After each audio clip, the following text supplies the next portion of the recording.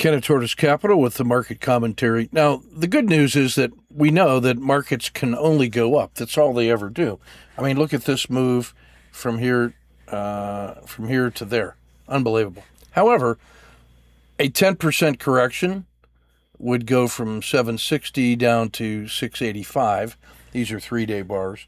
And so if we were to get a 10% correction, this is what it would look like. This is a rolling over from a previous high. Now it battled back up almost back to previous price levels like it did here. It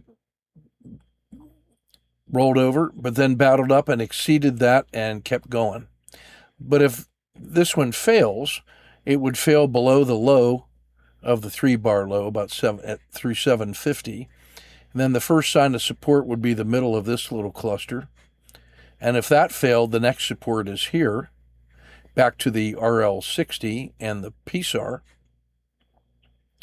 And then if that failed, it would come back to the simple moving average 30 and the slow PSAR. That should be about 9%. And then 10% would bring it back right into the middle of this previous long-term fair value right before it sold off harshly. So we don't have to worry about any of that because markets only go up.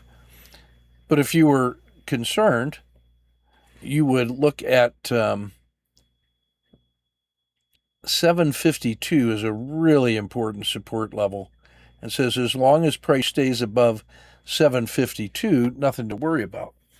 But if 752 breaks, then you got to worry about 738. And then you got to worry about 716. And then all the way to 685. So that's a 10% correction, and the talking heads would say nothing to worry about. The bull is intact. So place your stops accordingly.